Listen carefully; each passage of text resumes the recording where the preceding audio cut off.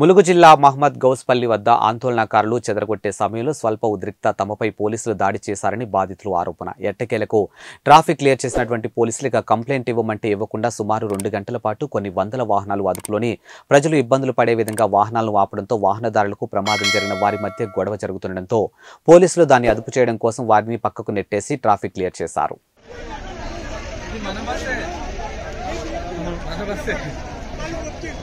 వాళ్ళు బాధితులు కాబట్టి